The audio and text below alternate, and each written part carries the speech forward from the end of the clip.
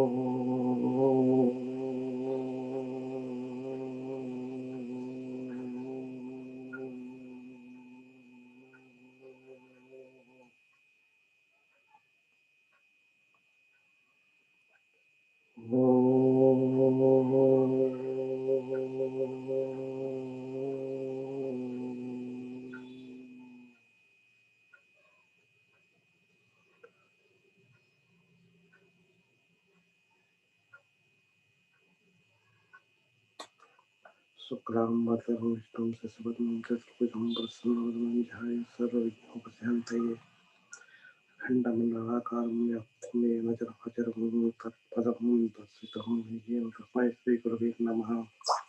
बोलो ब्रह्मा बोलो विष्णु देवो महेश्वर गुरु साक्षात् परब्रह्म तस्मै श्रीगुरवे नमः। माध्यमेनामुपरान्तं मनसंहिन्दरमग्रजसमहेन्द्रेण चित्तकोमलाङ्गिं मातङ्गकन्यां मनसा स्मरामि। चतुर्भुजे चन्द्रकलाप्रासे कुचूर्णते कुङ्कुमार्चने पुण्ड्रैक्षुपशुभानास्ति नमस्ते जगदेकमातः श्रीङ्कासुरगर्भितानसिकां स्मं क्लीं कलाविभूतिं सुवर्णाम्बराणं वरसुधारतं स्नोत्रज्वालमुदयवस्तरवासं कुसुमं सुभूषितामृतं स्वां गौरीं वरपरकलां श्रीचक्रसञ्चारिणीं संभाष्यां चन्द्रमौळिप्राप्नुमा काळीयनामते शिवक्षयनिराचार्य भैरवी सावित्री नवयवन्ति सुभगसम्मासलक्ष्मीपदा चित्रकृपादेवता भगवती श्रीराजराजेश्वरी।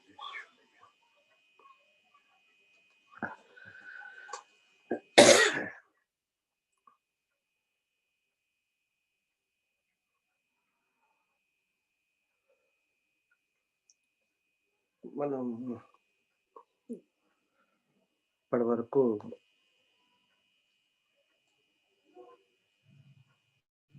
మానవ దేహం, మానవుడు ఎలా పుట్టాడు, మానవ దేహం మాతృగర్భంలో మానవ దేహం, తర్వాత స్థూల దేహాలు ఎన్ని రకాలు, ఇవన్నీ కోశాలు, ఇవన్నీ చదువుకుంటూ వచ్చాం. అదేంటంటే కొద్దిగా రొటీన్గా పక్కకి వెళ్దాం ఇవాళ. వెళ్ళి నార్మల్ విషయాలు చూద్దాం. నార్మల్గా ఒక పాయింట్ చూద్దాం. ఏంటంటే ఆత్మశుద్ధి కోసం, మనసులో ఆంతరంగంగా శుద్ధి అవటం కోసం మనం ధ్యానం, ప్రాణాయామం, ధ్యానం, తర్వాత జ్ఞానాన్ని, ఇవన్నీ ద్వారా మనసును శుద్ధి చేసుకోవచ్చు అని అప్పుడప్పుడు మనం చదువుకుంటూనే ఉన్నాం. మనకు చెప్తూ ఉంటారు పెద్దలు కూడా. ఇక్కడ ఏంటంటే ఆత్మశుద్ధి కాదు, ముందు దేహశుద్ధి కావాలి. మనకి దేహాన్ని కూడా శుద్ధి చేసుకోవాలి. దేహాన్ని శుద్ధి చేసుకుంటంలో మొట్టమొదటి పాత్ర ఎక్కడొస్తుందంటే మనకు కనిపించేటువంటి స్థూల దేహాన్ని శుద్ధి చేసుకోవాలి. ఈ స్థూల దేహాన్ని శుద్ధి చేసుకుంటంలో మనకి ముఖ్యంగా ముందుగా కనిపించేది చర్మం. పైకి కనిపించేది చర్మం. ఈ చర్మంతో లోపల ఉన్నటువంటి అన్ని అవయవాలు కప్పబడిపోతాయి. ఈ చర్మాన్ని మనం శుద్ధి చేసుకోవాలి. దాన్నే మనం ఇక్కడ ఏమంటున్నాం అంటే బాహ్యంగా మనం శుద్ధి కావటాన్ని స్నానము అంటాం. మనం ఇక్కడ ముందుగా అది ఏంటంటే స్నానాన్ని చేయాలి. బాగుంది. ఈ స్నానాన్ని గురించి వాళ్ళు తెలుసుకుందాం కొంచెం రొటీన్గా. అంటే రొటీన్కి మనం చదువుకుంటున్న సబ్జెక్ట్ కొంచెం భిన్నంగా ఇవాళ వద్దాము.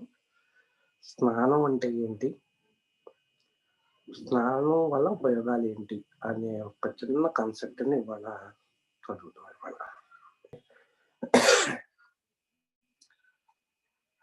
మనం అనేక రకాలైనటువంటి పూజలు, పునస్కారాలు చేస్తూ ఉంటాం. తర్వాత కార్తీక మాసం వచ్చిందనో, మాఘమాసం వచ్చిందనో రెగ్యులర్గా స్నానాలు చేయటం, ఇవన్నీ చేస్తూ ఉంటాం. ఏదైనా పండగలు, పబ్బాలు వచ్చినాయి అంటే వెంటనే ముందు స్నానం చేసి అది కూడా మంచి శుచిగా ఉండాలి. మనకు స్నానం చేసి కానీ ఇది చేయకూడదు అంటాం. అంతేకాక ప్రతిరోజు కూడా స్నానం ఆచరించండి మనం ఏ పని చేయము. నిత్య నైమిత్తిక కార్యక్రమాలు ఏవి కూడా మనం చేయము. అంటే దేనికోసం చెయ్యాలి? ఈ నిత్య నైమిత్తిక కార్యక్రమాలు చేయటానికి స్నానం ఆచరించాలి అని చెప్తున్నాం. నిత్య నైమిత్తిక కార్యక్రమాలకి స్నానానికి సంబంధం ఏంటిది అనేది మనకు కావాలి కదా. మరి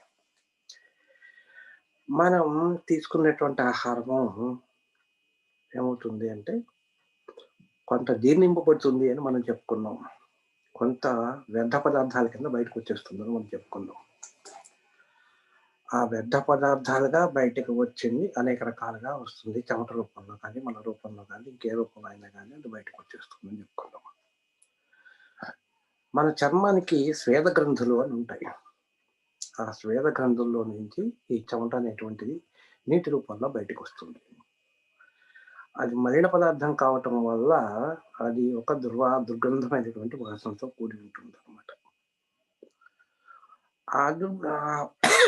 ఎప్పుడైతే ఆ దుర్గంధంతో కూడినటువంటి ఆ నీటిని మనం ఎప్పుడైతే తీసివేయకపోతామో, శుభ్రం చేయకపోతామో, మన శరీరానికి అనేక రకాలైనటువంటి అసౌకర్యం కలుగుతుంది అన్నమాట. మన శరీరానికి అసౌకర్యం కలుగుతుంది. అందుచేత మనం ఏం చేయాలన్నమాట, ఆ స్వేదం రూపంలో వచ్చినటువంటి ఆ దుర్గంధాన్ని మనం తీసేయాలి. ఆ తీసేయటానికి ఒకానొక సాధనం స్నానం. ఇక ఈ స్నానం ఈ ఎప్పుడైతే మనం ఆ దుర్గంధం ఎప్పుడైతే మనం స్వేద రూపంలో బయటకొచ్చిందో, ఆ వాసనకి మనకేంటంటే మనకి ఒక రకమైనటువంటి ఇరిటేషన్, చాంచల్యం కలుగుతుంది. మనసు నిలకడగా ఉండదు. ఆ మనసు నిలకడగా ఉండకపోవటంతోటి ఏం చేస్తామంటే, ఏ పని మీద మనకి శ్రద్ధ అనేటువంటిది, కాన్సంట్రేషన్ అనేటువంటిది మనకి కలగదనమాట. అందుచేత మనం ఏం చేయాలనమాట, అది కలగాలి అంటే మనలో ఉన్నటువంటి ఇరిటేషన్ అనేటువంటిది పోవాలి. ఆ ఇరిటేషన్ పోవాలి అంటే ఈ మనకున్నటువంటి చెమట రూపంలో వచ్చినటువంటి ఈ దుర్గంధాన్ని గాని, దీన్ని మనం తీసేయాలి.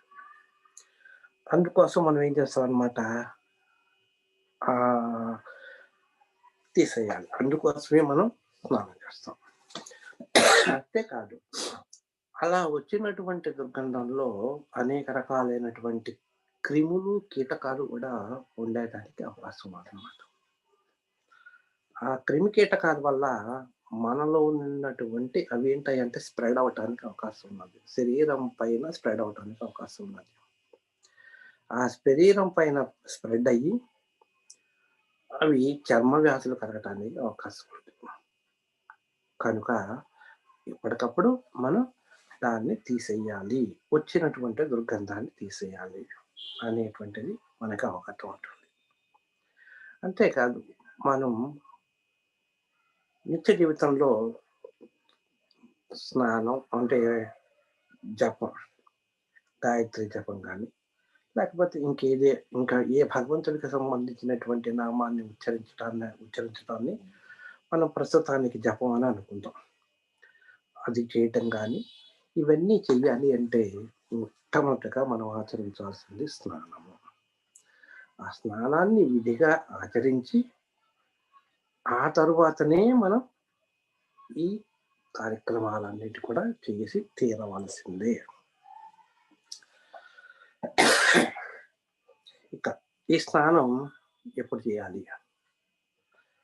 ఎప్పుడు చేస్తారంటే, వేకువజామున స్నానం చేస్తే మనకి ఈ పాపాలన్నీ కూడా పోతాయి అనేటువంటి పుణ్యం లభిస్తుంది అనేది మనకి ఆహ్, మన శాస్త్రాలు చెప్తున్నాయన్నమాట. అంతేకాకుండా ప్రాతకాలంలో అంటే ఉదయం పూట అంటే సూర్యోదయ కాలంలో గాని, సూర్యోదయానికి ముందు గాని స్నానం చేసేవాళ్ళు విష్ణులోకానికి వెళ్తారని చెప్పి మనకి పద్మపురాణంలో చెప్పబడిందనమాట. ఇక పాపాలు, పుణ్యాలు. పాపాలు, ఇక్కడ పాపాలు అంటే అక్కడ ఒక మీనింగ్ ఏంటంటే రోగాలు, అనారోగ్యం అని మీనింగ్ ఉంది పాపాలు అనే పదానికి. అంటే ఏంటనమాట, ఈ ప్రాతకాలంలో గనక మనం స్నానం చేస్తే ఆ దానికి సంబంధించినటువంటి ఆ రోగ క్రిములన్నీ కూడా ఆ స్నానం చేత పోతాయి. కనుక మనం ఆ రోజంతా హ్యాపీగా ఉండొచ్చు అనే ఒక ఉద్దేశం ఆ స్నానం చేయటంలో ఉద్దేశం అదేననమాట. ఇక స్నానం చేయటం వల్ల మనిషిలో తేజస్సు పెరుగుతుంది. అంటే మనిషి రూపం ఉండేదానికన్నా ఎక్కువ కాంతివంతంగా కనిపిస్తాడు. అంటే ఎప్పుడైతే ఈ పూరితమైనటువంటి ఇవి చెమట అనేటువంటిది పోతుందో అప్పుడేమవుతుందన్నమాట, ఆరోగ్యవంతంగా కనిపించి మనిషి బలవర్ధకంగా కనిపించటానికి సహాయపడుతుంది. ఎప్పుడైతే మనిషి ఆరోగ్యవంతంగా ఉన్నాడో అతనికి ఆయు ప్రమాణం కూడా పెరగటానికి అవకాశం ఉన్నదని ఆయుర్వేద శాస్త్రం చెప్తుంది. మనిషి ఆరోగ్యంగా ఉంటే అతనికి ప్రమాణం ఎక్కువగా ఆయువు పెరగటానికి అవకాశం ఉంటుంది. అంటే సంవత్సరాల తరబడి కాకపోవచ్చేమో గానీ, బట్ కొంత ఆరోగ్యంలో ఆయు ప్రమాణం పెరగటానికి అవకాశం ఉందని చెప్తుందనమాట. ఓర్పు కలుగుతుంది ముఖ్యంగా. ఎప్పుడైతే మనిషిలో ఉండేటువంటి అసహనం తగ్గిపోతుందో, అంటే ఈ ఇరిటేషన్ అనేటువంటిది పోతుందో, ఇరిటేషన్ పోవటం వల్ల ఏమవుతుందన్నమాట, అతనికిలో ఓర్పు అనేటువంటిది కలుగుతుందన్నమాట. ఈ ఓర్పు అనేటువంటిది ఎప్పుడైతే కలుగుతుందో, ఈ ఓర్పు అనేటువంటిది కలుగుతుంది. ఇంకా ఏంటి అంటే అలసట పోతుంది. ఈ తర్వాత హ్మ్. ఇంకా ఎంతో హాయిగా ఉంటుంది. ఆ రోజంతా హాయిగా ఉంది. ఆ స్నానం చేయటం వల్ల హాయిగా ఉన్నది. కనుక నేను ఏ పనైనా చేయగలను అనేటువంటి మనోధైర్యం పెరగటానికి అవకాశం ఉన్నదనమాట. ఇది ఆయుర్వేద పరంగా మనం చెప్పేటువంటి స్నానం చేయటం వల్ల కలిగేటువంటి లాభం అనమాట. ఇక మానవుణ్ణి పవిత్ర స్నానాలు అని మనం అంటాం. ఈ పవిత్ర స్నానాలు ఎప్పుడెప్పుడు చేస్తాం? బిడ్డ పుట్టినప్పుడు చేస్తాం.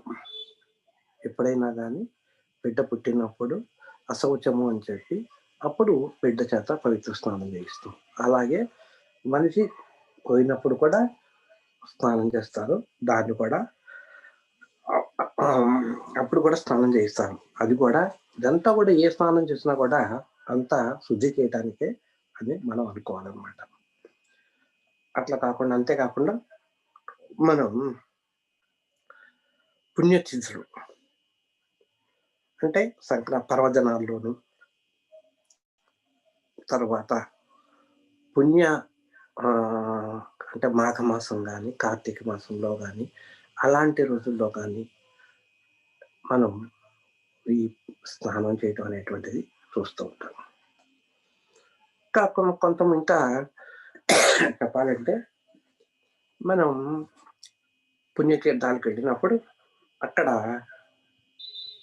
ఏదన్నా నదులు గాని ఏవైనా ఉంటే ఆ నదిలో స్నానం చేసి, ఆ స్నానాన్ని చేసిన తర్వాత దైవ దర్శనం చేసుకుంటాం అనేటువంటిది మనకి ఆచారంగాను, సంప్రదాయంగాను వస్తుందనమాట. అందుకే మనకి అనేక రకాలైనటువంటి తీర్థాలు, అనేక రకాలైనటువంటి గుండాలు మనకి ఉన్నాయన్నమాట. అలాగే ఇప్పుడు గంగా నది, తుంగభద్ర, కృష్ణ ఇలాంటి నదుల్లో స్నానం చేసి ఇప్పుడు కాశీ ఉన్నది. ఆ కాశీలో గంగా నది స్నానం చేసి అక్కడ ఉండేటువంటి ఒక గుండం ఉన్నది. ఆ గుండంలో స్నానం చేస్తే అనేక రకాలైనటువంటి ఎంతో పుణ్యం కలుగుతుందని చెప్తూ ఉంటారనమాట. మణికర్ణిక ఘాట్ దగ్గర ఉన్నటువంటి అప్ప ఉన్నదనమాట ఆ గుండం. దాంట్లో ఏంటంటే అక్కడ విష్ణుమూర్తి పేరు మీదుగా వెలిసినటువంటి గుండం అనమాట. అక్కడ స్నానం చేస్తే మహాపుణ్యం అని చెప్తూ ఉంటారనమాట. అలాగా అక్కడ ఇది హరిద్వార్, ఋషికేశ్ ఆ ప్రాంతాల్లో ఉండేటువంటి నదీ తీరాల్లో ఉండేటువంటి క్షేత్రాలు గనుక, అలాగే కృష్ణానది కృష్ణానది పారుతున్న అనేక ప్రదేశాల్లో అనేక తీర్థాలున్నాయన్నమాట. అలాగే తుంగభద్ర, ఇలా గోదావరి, ఇలా ఏ నది చూసుకున్నా గానీ, ఆ నది పారుతున్నటువంటి ప్రదేశాల్లో, ఆ నదీ తీరాల్లో అనేక రకాలైనటువంటి దేవాలయాలు, పుణ్యస్థలాలు బోలెడున్నాయన్నమాట.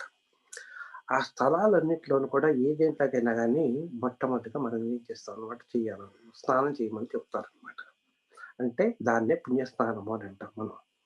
ఆ పుణ్యస్నానం చేసి, ఆ తర్వాత ఆచరించి దేవుణ్ణి దర్శించుకుంటాం అనేటువంటిది మనకి సంప్రదాయంగా వస్తున్నటువంటిది.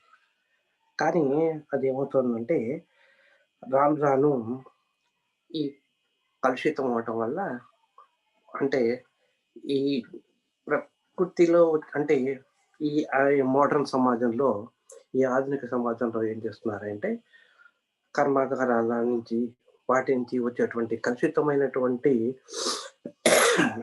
ఆ పదార్థాలని ఆ నదిలలోకి వదలటం వల్ల వాటికి కృత్రిమంగా కొంత కాలుష్యం అపవిత్రం అవుతున్నాయన్నమాట. అంటే అవి కొన్ని ప్రదేశాల్లో ఆహ్, అవి స్నానం చేయటానికి అనువుగా ఉండవు.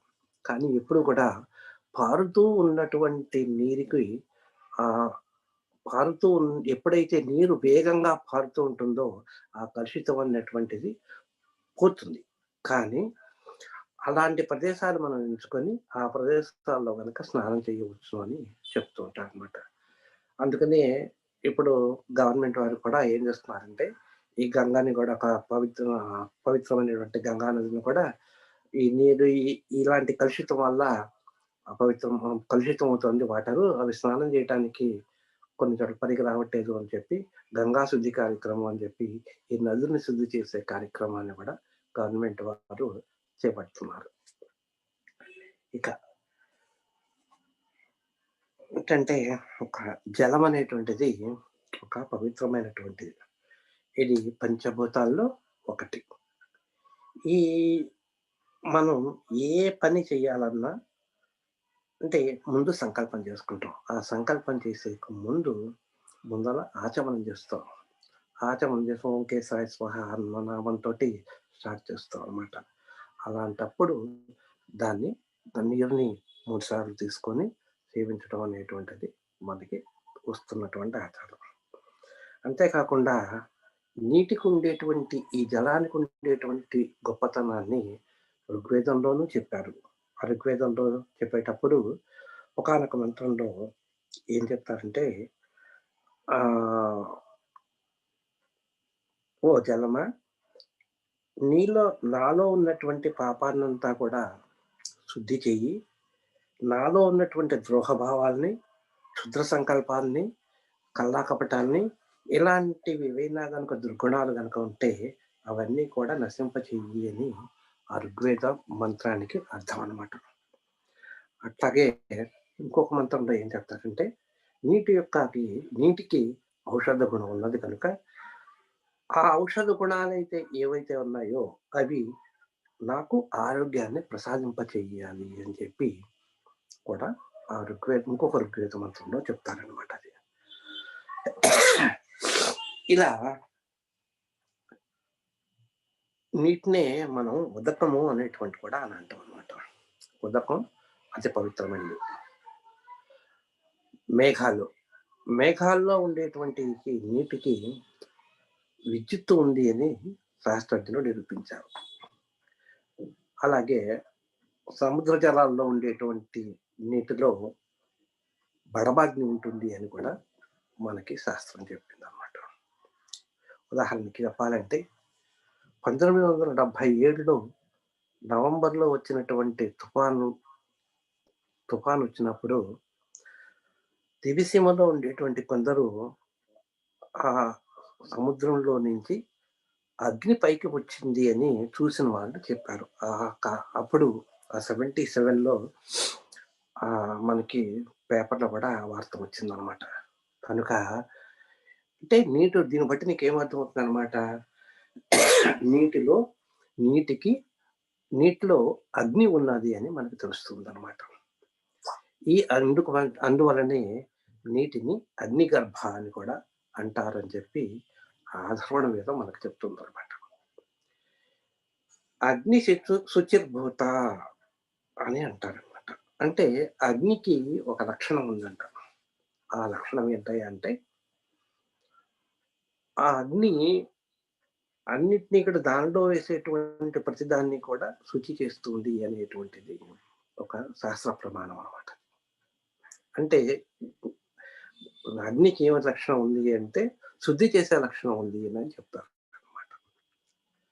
అట్లాగే ఇక్కడ అగ్ని ఈ జలంలోనూ ఉండటం వల్ల ఈ దీన్ని నీటిని అగ్నిగర్భ అని అంటారనమాట. ఇక ఈ నీటికి అనంతమైనటువంటి పవిత్రతను కలిగించేటువంటి శక్తి ఉంది అని మనకి చెప్తారనమాట. అందుకనే దేవుడి దగ్గర మనం గుళ్ళోకి అది వెళ్ళినప్పుడు మనకి తీర్థం ఇస్తారు. ఆ తీర్థం ఇచ్చినప్పుడు ఆ తీర్థంలో మనకేం చేస్తాం కొంచెం తులసాకు వేసేస్తారు. అంటే తులసికి ఔషధ తత్వాలున్నాయి. ఈ చదివేటువంటి వేద పండితుడు ఏం చేస్తారంటే, నీటిని అక్కడ ఉంచి, దాంట్లో కొంచెం దాన్ని తులసాకు వేసి మంత్రం చదువుతారు. ఆ మంత్రం చదివినప్పుడు, ఆ మంత్రం వల్ల ఆహ్, ఆ తీర్థానికి కొంత శక్తి వస్తుంది. పవిత్రత కలిగించేటువంటి శక్తి వస్తుంది అని తెలుస్తుందనమాట. అంటే ఏదైనా గానీ నీటికి దాన్ని ఒక శక్తిని తనలో ఇముడ్చుకునే శక్తి ఉందనమాట. అంటే నిక్షిప్తం చేసుకునేటువంటి శక్తి ఉంటుంది నీటికి. అందుచేతనే మనం ఎప్పుడైతే ఆ పూజారి గారు ఇచ్చినటువంటి తీర్థాన్ని మనం సేవించినప్పుడు, మనకి ఒక రకమైనటువంటి పవిత్రతా భావం మనలో కలుగుతుంది. ఆ పవిత్రతా భావమే మనకి చైతన్యాన్ని కలిగిస్తుందనమాట. ఇది అని మన శాస్త్రాలు కూడా మనకి చెప్తున్నాయి. మనం వాస్తవం గూడా మనం చూస్తూనే ఉన్నాం ఇదంతా కూడా. కనుక జలానికి అంత శక్తి ఉంది అని దీని ద్వారా మనకి తెలుస్తుందనమాట. ఇక శరీరంలో మనకెప్పుడైతే చెమట రూపంలో వచ్చినటువంటి వాటన్నిటిని శుభ్రం చేసుకోవాలి అని చెప్తున్నాం. ఈ శుభ్రం చేసుకునేటప్పుడు మనం నీళ్లు వాడాలి అని చెప్తున్నాం. ఓకే. కొంతమంది ఏం చేస్తారంటే, "ఏవండీ మేము చన్నీళ్ళు చేయాలా? వేడి నీళ్ళు చేయాలా?" అని అడుగుతారు. చన్నీళ్ళు అతి చన్నీళ్ళు పనికిరావు. అతి వేడి నీళ్ళు పనికిరావు. అతి చన్నీళ్ళు చేసినట్టయితే వాళ్ళకి హ్మ్. రొంప, జలుబు ఇలాంటివి సంక్రమించడానికి అవకాశం ఉన్నదనమాట.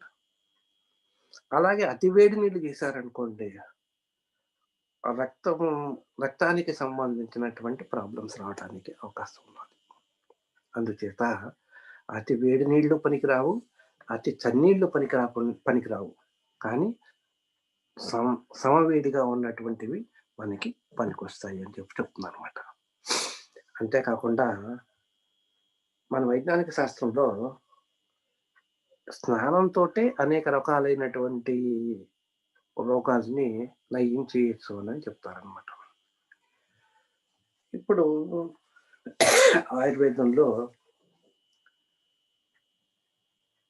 పంచకర్మ చికిత్స అని గాని, లేకపోతే ఈ కాలంలో కొత్తగా వస్తున్నటువంటి స్టీమ్ బాత్ అని గాని, ఇవన్నీ ఉన్నాయి. వీటన్నిటి యొక్క మనం చ పంచకర్మ చికిత్సలో ఏం చేస్తారు వాళ్ళు, అనేక రకాలైనటువంటి వనమూలికలతో కలిగినటువంటి తైలంతోటి మన శరీరాన్ని మర్దనం చేస్తున్నప్పుడు, మర్దనం చేసి ఆ తర్వాత స్నానం చేయమంటారు. అలా చేయటం వల్ల ఏమవుతుంది అన్నమాట, మన శరీరంలోనికి ఒక రకమైనటువంటి లోపల ఏమైనా గాని మనకి ఏదైనా వ్యర్థ పదార్థాలు ఉంటే అవన్నీ బయటికి రావడానికి అవకాశం ఉంటుంది. శరీరానికి దృఢత్వం కలుగుతుంది. ఆ తర్వాత మనల్ని స్నానం చేయమంటారు. ఎందుకంటే ఆ వ్యర్థ పదార్థాలన్నీ పోవటానికని చెప్పి. అదే విధంగా స్టీమ్ బాత్ ఆవిరి స్నానం. ఈ ఆవిరి స్నానం గూడా అదే సేమ్ అలాంటిదే. దాదాపు అలాంటిదేననమాట. దీనివల్ల అంటే స్నానం చేయడం వల్ల ఏమవుతుందంటే రిలాక్సేషన్ వచ్చి మనకుండేటువంటి నరాలు కూడా చాలా ఆహ్, అంటే రిలాక్స్ అయ్యి దాంట్లో రక్త ప్రసరణ అనేటువంటిది కూడా జరగటానికి అవకాశంగా ఎక్కువగా ఉన్నదనమాట. ఇక కొంతమంది ఏదో స్నానం చేయాలి గాబట్టి, ఏదో చేయమన్నారు గాబట్టి, నేను చేసి గబగబా వచ్చేస్తామని జెప్పి, గబగబా స్నానాన్ని 4 నీళ్ళు 4 చెంబులు దెమ్మరించుకొని వచ్చేస్తూ ఉంటారు. కానీ అది అంత పద్ధతి కరెక్ట్ కాదనమాట. ఇక మనకి ఉషఃకాలంలో అంటే మార్నింగ్ టైమ్‌లో చేసేటువంటి స్నానం ఉత్తమోత్తమైనదని చెప్తాం. అందులోనూ ప్రవాహ జలాలు అంటే ఎక్కడైతే నీరు ప్రవహిస్తున్నటువంటి ప్లేసెస్ అయితే ఉన్నాయో అంటే ఉదాహరణకి నదీ జలాలు, తటాకాలు అదే నదీ జలాలు, నది అలాంటి చోట్ల నది జలం ఎక్కడైతే పారుతూ ఉంటుందో అక్కడ స్నానం చేస్తే అది ఉత్తమోత్తమమైనటువంటిది అని చెప్తుంటారనమాట. అందుకనే అన్నిట్లో కల్లా నదీ స్నానం ఉత్తమమైనదిగా చెప్తారు. ఈ తటాకాలు, చెరువులు వీటిలో ఉన్నటువంటి స్నానం చేసేటువంటి స్నానం ఏమో మధ్యమ స్నానంగా చెప్తారు. ఆ తర్వాత స్థానమేమో బావిలో బావి నీటితోటి చేసినటువంటి స్నానంగా చెప్తారు. ఇక నిల్వ మనం బకెట్‌లో నీళ్ళు పట్టుకొని నిల్వ ఉంచుకొని స్నానం చేస్తే అది మామూలు స్నానం కిందే మనం మామూలుగానే ఉంటుందనమాట. బానే ఉందండి మీరు చెప్పేది. ఉదయం వర్షాకాలంలో అంటే మార్నింగ్ టైంలో నదీ జలంలో స్నానం చేయటము అనేటువంటి దానికొస్తే, అక్కడ ఆ నదీ స్నానంలో ఒక రకమైనటువంటి విద్యుత్ ప్రవహిస్తూ ఉంటుందట. విద్యుత్ శక్తి ఉంటుందట. ఆ శక్తి ఏం చేస్తుందంటే, ఎప్పుడైతే మనం స్నానం చేస్తామో, ఆ స్నానం చేయటం వల్ల మనసుకి ఉత్సాహంగా ఉంచి, మనసుకు శక్తిని కలిగిస్తుంది. మనోశక్తిని కలిగించడానికి అవకాశం ఉన్నదట. అందుకనే మనం ఎప్పుడు కూడా మనం నదీ స్నానం ఎర్లీ మార్నింగ్ చేసినప్పుడు మనకెంతో రిలాక్సేషన్ ఫీల్ అయ్యడానికి అవకాశం ఉన్నదన్నమాట. అంతేకాకుండా మనలో ఉండేటువంటి ఏదైతే మనలో ఎప్పుడు ఏంటంటే ఈ యాంగ్జైటీ మనం దైనందిక కార్యక్రమాల్లో మన శరీరం అలసిపోయి అలసిపోవటం వల్ల ఏమవుతుంది అంటే ఒక రకమైనటువంటి వేడి బయలుదేరుతుంది మన శరీరంలో.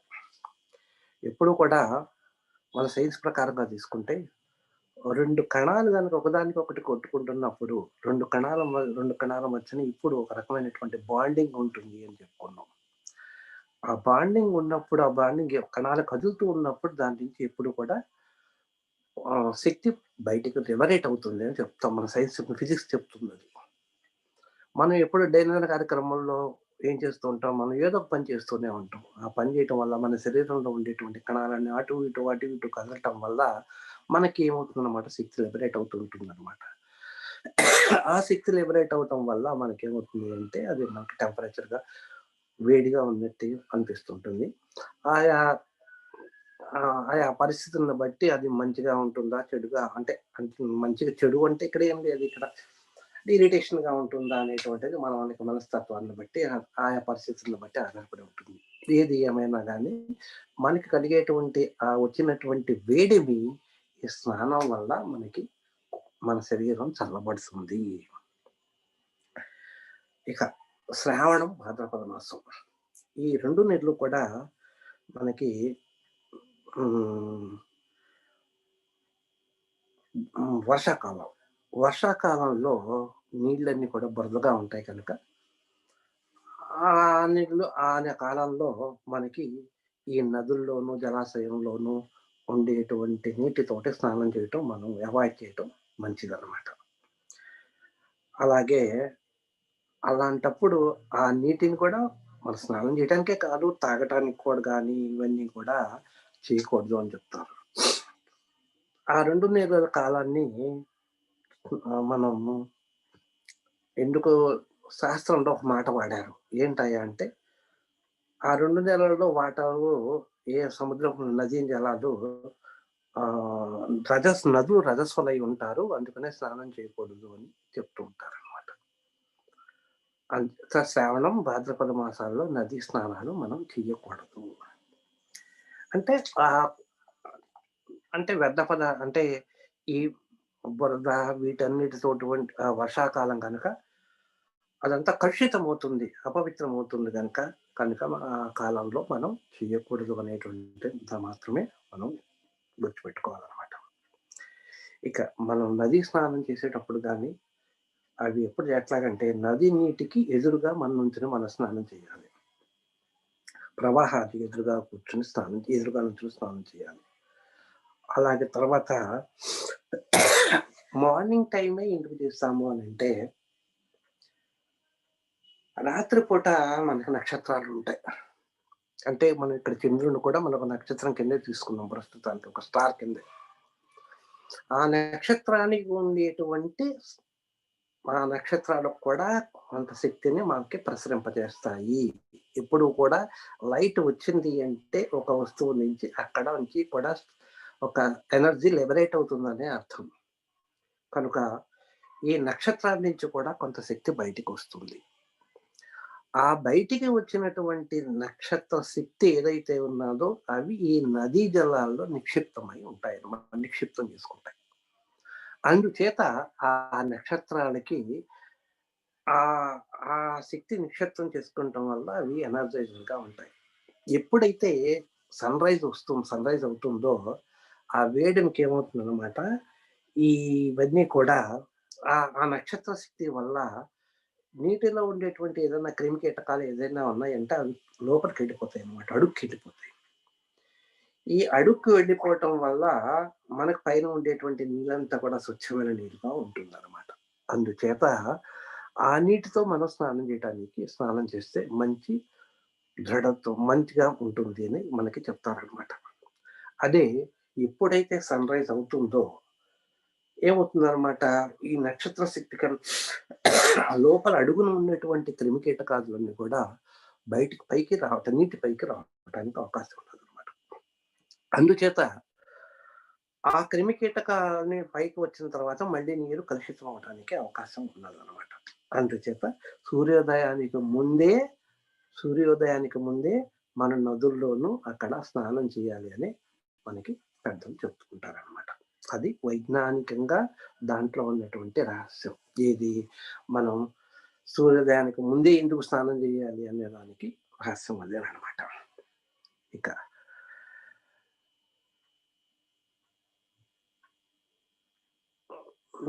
నిలువ ఉండే నీటి కన్నా కూడా ఎప్పుడు కూడా భూమిలో నుంచి మనం తీసుకొచ్చాం. అది బావి నీరైనా గానీ, లేకపోతే ఏ నీరైనా గానీ, మనం భూమిలో నుంచి తీసుకొచ్చినటువంటి నీరే శ్రేష్టమైనదిగా భావించాలనమాట. మొట్టమొదటిగా మనం స్నానం చేసేటప్పుడు ఒక చెంబుడు నీళ్ళు తల మీద పోసుకోవాలి. ఆ తర్వాతే మనం కాళ్ళ మీద పోసుకోవాలి. ఏంటయ్యా ఎందుకు చేయాలయ్యా అంటే, మనం తల మీద పోసుకున్నప్పుడు మనలో ఉండేటువంటి వేడంతా అది కిందకి వెళ్ళిపోతుంది. అదే మనం కాళ్ళ మీద పోసుకున్నామనుకోండి, అదేమవుతుందనమాట, ఈ వేడి కాళ్ళకి కింద ఉన్నటువంటి వేడంతా కూడా వచ్చి తల మీదకి, తలపైకి రావటానికి అవకాశం ఉన్నదనమాట. ఇలా మనం స్నానం చేయాల్సుంటుంది. ఆ తర్వాత తీసుకున్న తర్వాత మనం ఇలా నీళ్లు పోసుకున్న తర్వాత మనం శరీరం అంతా ముందర ఒక చెంబుడు నీళ్ళు తీసుకొని తలపై స్నానం పోసుకొని, ఆ తర్వాత ఏం చేయాలనమాట, ఒక 15 నిమిషాల పాటు మనం శరీరం అంతా కూడా శుభ్రంగా తోముకోవాలనమాట. అలా చేయటం వల్ల ఏమవుతుందనమాట, మనం ఆహ్, మనలో పేరుకున్నటువంటి దుర్గంధం అంతా కూడా పోవటానికి అవకాశం ఉన్నదనమాట. ఈ ఎప్పుడు కూడా మనం వేడి నీళ్ళు, అతి వేడి నీళ్ళు పోసుకోకూడదు. అతి చన్నీళ్ళు పోసుకోకూడదు అని ఇందాకనే చెప్పాం. ఆ తర్వాత ఇంకొక పాయింట్ ఏంటంటే, బ్రహ్మచారి అయిన వాడు ఒక్కసారే స్నానం చేయాలి. గృహస్థుడైనటువంటి వాడు 2 సార్లు స్నానం చేయాలి. సన్యాసులు 3 సార్లు స్నానం చేయాలి అని చెప్పి మనకి శాస్త్రం చెప్తుందనమాట. అలాగే ఏవైనా అనారోగ్య కారణాలు ఉన్నవాళ్ళు కంఠస్నానం వరకు చేయటానికి అవకాశం ఉన్నది అని చెప్తారు. కంఠస్నానం చేస్తే సరిపోతుంది అని చెప్పారనమాట. మిగిలిన వాళ్ళందరూ కూడా శిరస్నానం చేస్తే మంచిది అని చెప్తూ ఉంటారనమాట. ఎవరైనా గానీ సాయంకాలం పూట స్నానం చేయాలి అనుకుంటే better to do before sunrise. తరువాత నైట్ టైము అంటే రాత్రి పూట నదుల్లో గాని, చెరువుల్లో గాని మనకి స్నానం చేయకూడదు. ఎక్సెప్ట్ గ్రహణాలు కలిగినప్పుడు మాత్రం మనం స్నానం చేయవచ్చు. అలాగే సంభోగ కార్యక్రమం జరిగినప్పుడు వెంటనే మనం స్నానం చేయాలి అనేటువంటిది చెప్తూ ఉంటారు.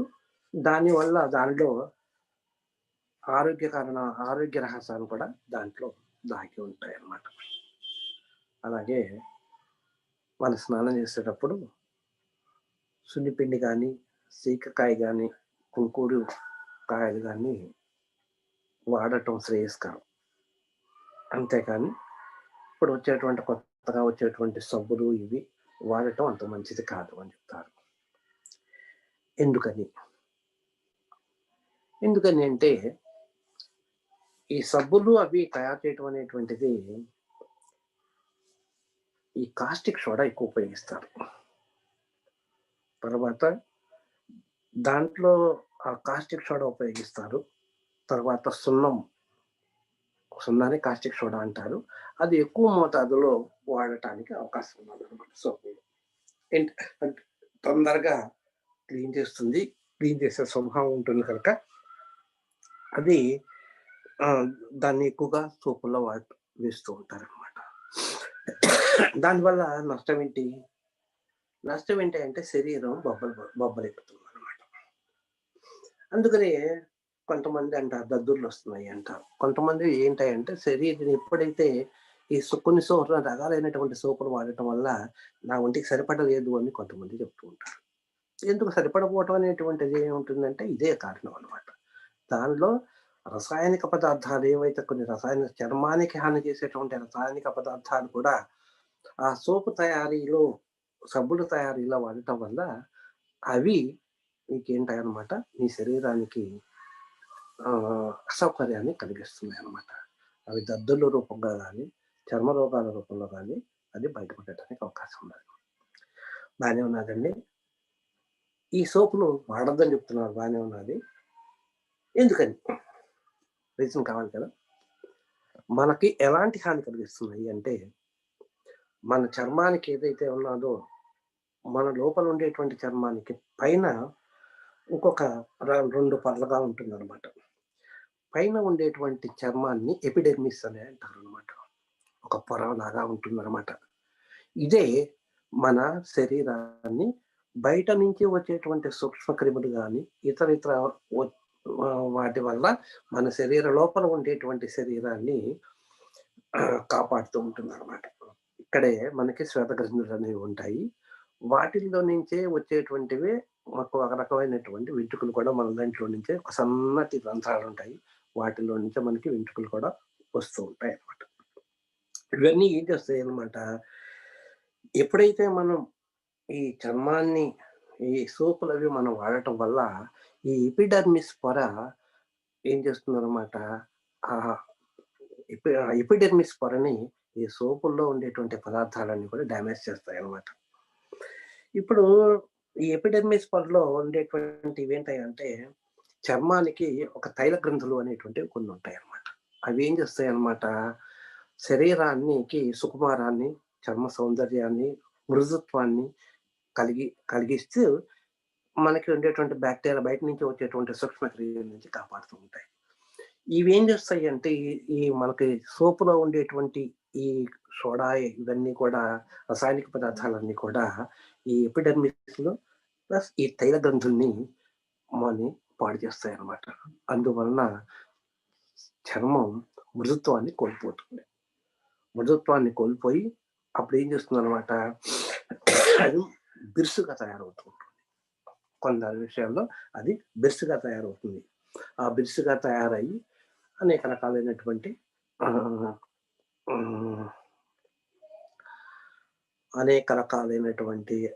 అవస్థలకి గురి చేస్తూ ఉంటుంది అన్నమాట. ఆ తర్వాత బెటర్ ఏంటంటే సున్నిపిండి వాడటం ఒకటి. ఆయుర్వేదాల్లో పెసలు, వట్టివేళ్ళు, కచ్చూరాలు, మంజిష్ట, ఉలవలు, పసుపు కొమ్ములు, చెంగళ కోష్టం, నిమ్మ, బత్తాయి తొక్కలు, కరక్కాయలు, ఉసిరికాయలు, కుంకుడికాయలు, తుంగగడ్డలు, దానిమ్మ బెరడు, ఎండిపోయినటువంటి గులాబీ రేకులు, బావంచి గింజలు, మెంతులు ఇవన్నీ కూడా కలిపి మనం ఒక పౌడర్గా తయారు చేసుకొని ఒక జల్లెడ పట్టి ఒక మెత్తని పిండిగా తయారు చేసుకొని దాంతో రుద్దుకుంటే మన చర్మానికి సుకుమారం, సౌందర్యం ఇవి అలవడతాయి అనేటువంటిది మనకి శాస్త్రాలు చెప్తున్నాయి అన్నమాట. ఆయుర్వేద శాస్త్రం చెప్తుంది. అంతేకాకుండా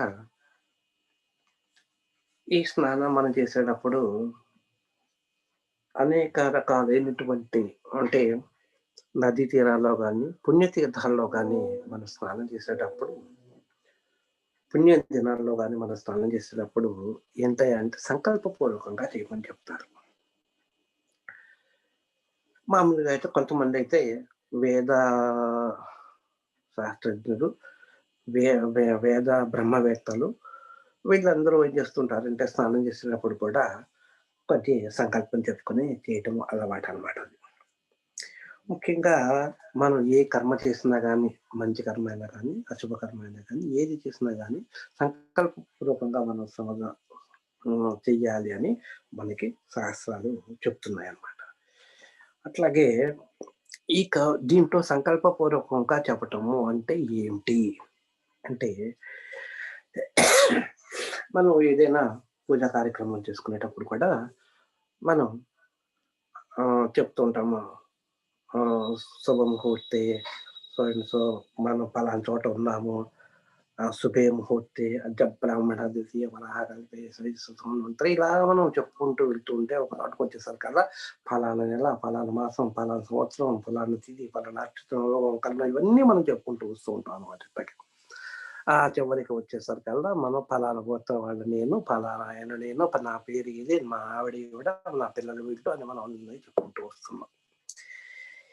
ఈ చెప్పుకుంటూ వస్తుందో దానికి కారణం ఏంటి? అంటే మనకి ఈ ఎప్పుడైతే మనం వీళ్ళ కాలాన్ని స్మరిస్తున్నాము అని అర్థం అనమాట. కాలాన్ని స్మరిస్తున్నాము అని అన్నప్పుడు కాలానికి అతీతుడైనటువంటి పరబ్రహ్మని స్మరిస్తున్నాము అని అర్థం. యుగం తర్వాత మహాయుగం, యుగం, ఆ తర్వాత కల్పం ఇలా కల్పాల్లో రకాలున్నాయి. తర్వాత మన్వంతరాల్లో రకాలున్నాయి. యుగాల్లో కూడా 4 యుగాలున్నాయి. ఆ తర్వాత మనం ఎక్కడ ఉన్నాము, వీటన్నిటికి కూడా ఒక్కొక్కదానికి అంటే తిథులు, వారం, నక్షత్రం, కరణం, యోగం వీటన్నిటికి కూడా వాటిని పాలించేటువంటి దేవతలున్నారనమాట. మనం ఏం చేస్తున్నాం అనమాట, వాళ్ళందరినీ కూడా మనం ఆ టైంలో మనం స్మరించుకుంటున్నాము. రోజు మనం స్మరించుకోలేకపోయినా కనీసం పుణ్యతిథుల్లో పుణ్యప్రదమైనటువంటి రోజుల్లో మనం వాళ్ళని స్మరించుకుంటున్నాము అని అర్థం అనమాట. అలా స్మరణ చేసుకుంటంలో దీంట్లో ఏంటనమాట భూగోళం, ఖగోళ శాస్త్ర విజ్ఞానం దీంట్లో దాగి ఉంది. భూగోళ విజ్ఞానం శాస్త్రం దీంట్లో ఉంది. అది కాకుండా ఆధ్యాత్మికంగా అనేక రకాలైనటువంటి దేవతల్ని, అందరి దేవతల్ని మనం కనీసం ఒక్కసారైనా స్మరించుకునే అవకాశం మనం లభిస్తుందనమాట. అలాగే మనం పుణ్య నదులున్నాయి. పుణ్య నదుల్లో స్నానం చేసేటప్పుడు జనరల్‌గా అన్ని దేవతలు గంగే చయమునే చైవ అని మనం చదువుకుంటూ ఉంటాం. అలాగే మనం పూజ చేసుకునేటప్పుడు కూడా ఒక చోట వస్తుందనమాట. కలశం పూజ చేసుకునేటప్పుడు గంగే చయమునే చైవ గోదావరి సన్నిధిం కురు అని మనం చెప్తూ ఉంటాం. అంటే ఏంటనమాట అక్కడ ఆ కలశంలో మనం అన్ని నదుల యొక్క జలాన్ని దాంట్లో నింపుతున్నాము అని అర్థం అనమాట. అలాగే మనం ఆ నీటితోటి భగవంతుడికి స్నానం చేసినా గానీ, ఏ అర్చన చేసినా, తర్వాత ఏ కార్యక్రమం చేసినా గానీ, ఆ నీటితోటి మనం చేస్తూ ఉంటాము. అది విధాయకం. అలాగే మనం ఇక్కడ నదీ స్నానం చేసేటప్పుడు కూడా మనం ఏ నదిలోకి వెళ్ళినా కూడా అలాంటి మంత్రాలు చదువుకుంటూ అంటే అన్ని దేశంలో మనకు లభించేటువంటి నదులన్నిటిని కూడా నదీ మతలులందరినీ కూడా స్మరించుకుంటాం మనకలవాటు. మనం గంగా నది దగ్గర స్నానం చేసేటప్పుడు మాత్రం ఒక గంగని మాత్రమే స్మరించుకోవాలి.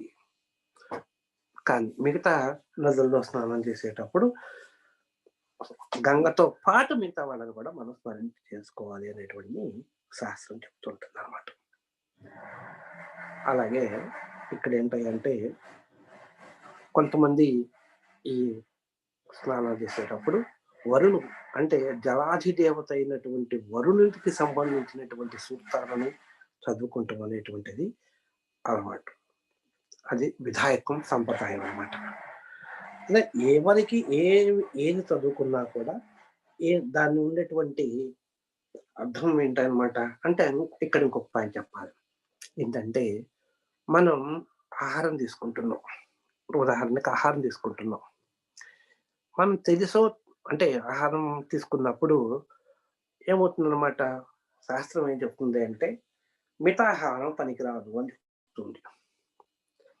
అలాగని చెప్పి తక్కువ ఆహారం తీసుకుంటాము కరెక్ట్ కాదు. ఎప్పుడంటే అప్పుడు తీసుకుంటాము కరెక్ట్ కాదు. అలాగే మనం ఏదైనా తాగాలి అన్నా కూడా జల పదార్థాలు తీసుకున్నా, ఘన పదార్థాలు తీసుకున్నా ఎక్కువ అంటే ఎప్పుడు పడితే అప్పుడు, ఎలా పడితే అక్కడ మనం తీసుకోకూడదు అనేటువంటిది శాస్త్రం చెప్తుంటుందనమాట. దానివల్ల పాపం సంక్రమిస్తుంది అనేటువంటిది చెప్తుందనమాట. ఇక్కడ పాపం అంటే ఏం లేదు, అనారోగ్యం అని అర్థం అనమాట ఇక్కడ. ఆ అర్థంలో మనం చదువుతున్నాం. అంటే రోగాలు కలుగుతాయి. అంటే దీన్ని బట్టి అర్థం ఏంటనమాట, మనం అమితాహారం తీసుకుంటం వల్ల వేళ విడిచి వేళలో అంటే వేళ కాని వేళలో మనం ఆహారం తీసుకున్నా, వేళ కాని వేళలో ఏదైనా పదార్థం సేవించినా, ద్రవ పదార్థమైనా గానీ, జల పదార్థమైనా గానీ, ద్రవ పదార్థమైనా గానీ, ఘన పదార్థమైనా గానీ సేవించిన దానివల్ల మనకి అనారోగ్యం చేకూరుతుంది అనేటువంటిది మనకు అర్థమవుతోంది. కనుక దాని నుంచి కాపాడము దేవుడా అని చెప్పి జలాది దేవత అయినటువంటి వరుణ్ణి వేడుకుంటానికి మనం వరుణ సూక్తాన్ని చదువుతూ ఉంటారనమాట. ఆ వరుణ సూక్తం చదివి దేవుడా, వరుణ దేవుడా, మాకు వీటి వల్ల కలిగేటువంటి పాపాల నుంచి అంటే అమితాహారం, అమితంగా ఘన ద్రవ పదార్థాలు తీసుకుంటాం వల్ల వచ్చేటువంటి పాపాల నుంచి మమ్మల్ని రక్షించుగాక అని చెప్పి చెప్తూ ఉంటాను అనమాట. మనం పంచభూతాల్లో ఒకటి అనేటువంటి జలం అనేటువంటిది ఒకటి చెప్పాం. ఈ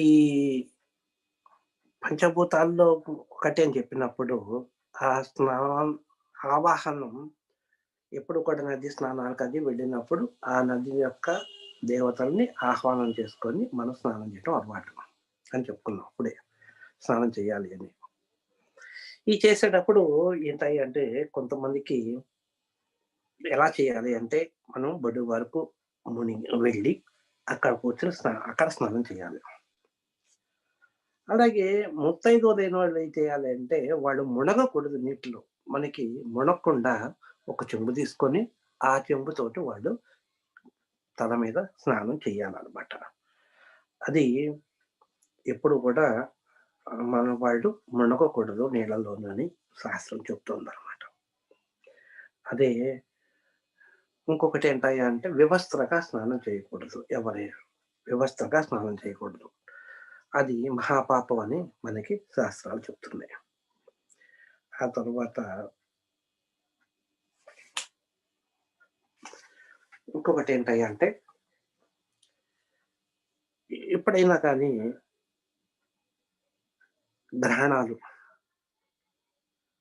గ్రహణాలు వచ్చినప్పుడు మనం స్నానం చేస్తూ ఉంటాం. ఈ గ్రహణాలు వచ్చినప్పుడు పట్టు విడుపు స్నానం అని చెప్పి పట్టు స్నానం అని చెప్పి విడుపు స్నానం అని చెప్పి రెండు చూస్తూ ఉంటాం అనమాట. ఆ రెండింటిలోనూ కూడా పట్టు స్నానం ఉన్నప్పుడు గ్రహణం పట్టే ముందు మనం స్నానం చేసి మంత్ర పునశ్చరణ అనేటువంటిది చేసుకొని ఆ గ్రహణ కాలం అంతా మంత్ర పునశ్చరణ చేసుకొని తదనంతరం గ్రహణం విడిపోయిన తర్వాత మనం ఆ పట్టు విడుపు స్నానం అని మనం చేయాల్సి ఉంటుంది అనమాట.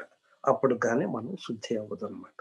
అలాగే దేవాలయాల్లో భగవంతుని కూడా ఆ తర్వాత ముందు ఆ గ్రహణ కాలానికి ముందుగానే తలుపులు వేసేసి గ్రహణానంతరం మనకి మూల విరాట్ని శుద్ధి చేసి అప్పుడు భక్తుల యొక్క దర్శనానికి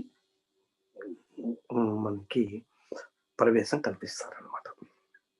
అలాగే మనం క్షారం చేసుకునేటప్పుడు కూడా మనం మనకి చేయించుకున్న తర్వాత ఆ వెంట్రుకలన్నీ కూడా మన మీద పడతాయి అన్నమాట.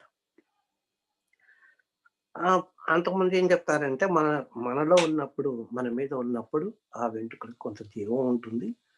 కనుక అది ఎప్పుడైతే కింద పడిపోతుందో అంటే కట్ చేసినప్పుడు అది కింద పడుతుంది కనుక అది నిర్జీవం అవుతుంది. అంటే మృతప్రాయంగా ఉంటుంది. కనుక అది కూడా అశౌచమ్యమే. కనుక దానికి స్నానం చేయాలి అనేటువంటిది చెప్తూ ఉంటారనమాట. అందుకనే మనం క్షవరం చేయించుకునే తర్వాత కూడా మనం స్నానం చేసి తీరవలసిందే. అలాగే మనం ఏదైనా వ్రత కార్యక్రమాలకు గానీ వెళ్ళినప్పుడు కూడా మనం చేయాల్సింది అక్కడ ఏంటనమాట, అది ఆ మృతదేహం నుంచి వచ్చేటువంటి ఏదైనా బ్యాక్టీరియాలు గానీ, ఏవైనా గానీ మనకి దగ్గరికి చేరకుండా చేరాయేమో అని దీంతోటి చేరతాయి. కానీ చేరే అవకాశం ఉండదు గనక, వాటి నుంచి శుద్ధి చేయటానికి, వాటిని వదిలించుకుంటానికి మనం స్నానం చేయటం అనేటువంటిది మనకి విన్నప్పుడు మనం చేయాలనమాట. అలాగే రజస్వలైనప్పుడు కూడా. వీటినన్నిటిని చేయటం వల్ల ఏమవుతుందనమాట, మనలో అంటే ఒక వ్యక్తి చనిపోయినాడన్నా గానీ, లేకపోతే ఇంకొకటి ఏదైనా ఇలాంటివి జరిగినప్పుడు మనకి మనసు అల్లకల్లోలంగా ఉంటుందనమాట. మనశ్శాంతి ఉండదనమాట. ఆ తరువాత ఏమవుతుంది అంటే, ఆ వ్యక్తితో ఉండే బంధం గాని, ఆ వ్యక్తి బతికి ఉన్నప్పుడు ఆ వ్యక్తితో ఉన్నటువంటి బంధం గాని, దేనివల్లైనా గాని మనసు వికలంగా అవుతుందనమాట. ఆ వికలం నుంచి పోవటానికి మన శుద్ధి స్నానం అనేటువంటిది మనం చేయాల్సి ఉంటుందనమాట. అందుకని ఆ శుద్ధి స్నానం చేస్తే మనసులో కొంత ప్రశాంతత అనేటువంటిది లభించడానికి అవకాశం ఉంటుంది. అట్టాగే మనకేంటనమాట, ఇక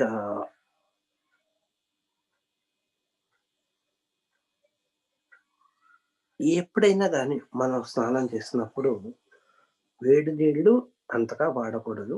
ఎక్కువ వేడి నీళ్ళు వాడకూడదు. తక్కువ వేడి నీళ్ళు వాడకూడదు. చన్నీటి స్నానం చేయలేనప్పుడు అంటే ముఖ్యంగా ఆహ్, హ్మ్.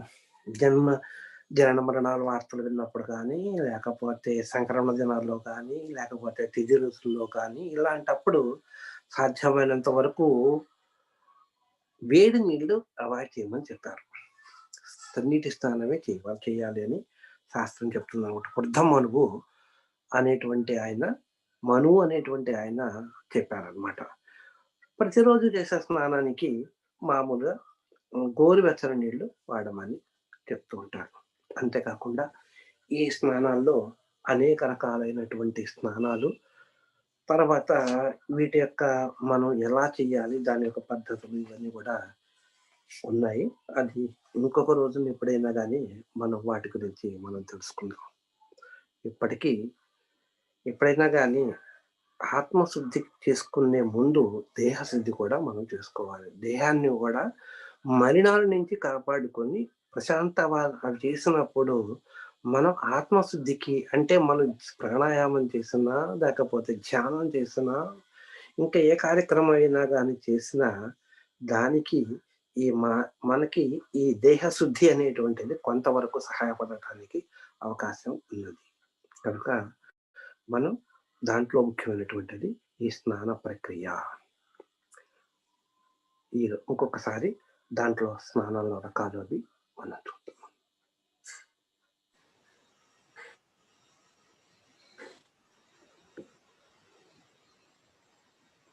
అన్మ్యూట్ చేశానండి అందరికి. సో ఎవరికైనా క్వశ్చన్స్ ఉన్నారా?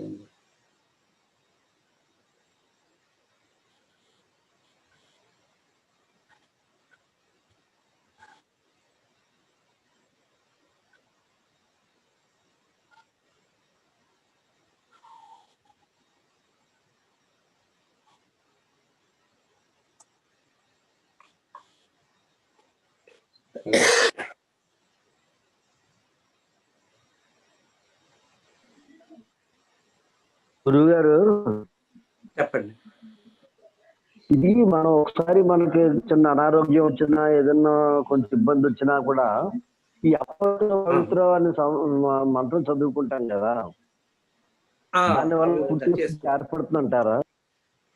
అంటే ఈ అనారోగ్యం వచ్చినప్పుడు కానీ, లేకపోతే మనం ఎప్పుడైనా జర్నీ చేస్తున్నప్పుడు కానీ, ఇలాంటప్పుడు మనం ఏ విధంగా చేసుకోవచ్చును అనేటువంటి దానికి మార్గాలున్నాయి. అది ఇంకొకసారి గౌణ స్నానాలు అంటారన్నమాట. ఆ గౌణ స్నానాల గురించి తర్వాత మళ్ళీ ఇంకొకసారి నేను చెప్తాను. దాంట్లో వస్తుందన్నమాట. ఇప్పుడు మనం జర్నీ చేస్తున్నాం అనుకోండి, అనారోగ్యం వచ్చింది, మనం స్నానం చేయలేకపోయినాము. కనుక అలాంటప్పుడు మనం ఏం చేయాలి? మీరు చెప్పింది కరెక్ట్. అపవిత్ర పవిత్ర అని చెప్పుకొని ఆ ఉదకాన్ని మనం నీళ్ళు చదువుకుంటే స్నానం చేసిన దాంతో సమానం అవుతుందని శాస్త్రం చెప్తుంది. కరెక్టే మీరు చెప్పింది. అంతేకాదు ఇంకా జర్నీ చేసేటప్పుడు కూడా మనకి మనకు స్నానం చేయలేకపోవచ్చు. అంత మాత్రం చేత మనం కొన్ని విధుల్ని మనం నిర్వర్తించకుండా ఉండలేము కదా! కనుక అవి నిర్వర్తించాలి. అవి నిర్వర్తించుకోవచ్చును అని శాస్త్రం చెప్తుందనమాట. దానికి ప్రత్యామ్నాయం ఏంటి అనేటువంటిది చెప్తుందనమాట. కనుక చేయొచ్చు.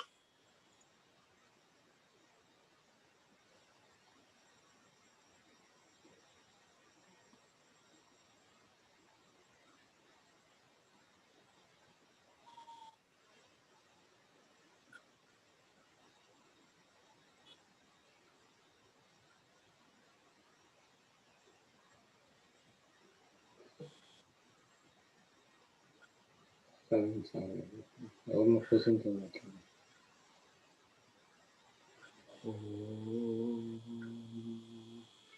స్వస్తి విశ్వం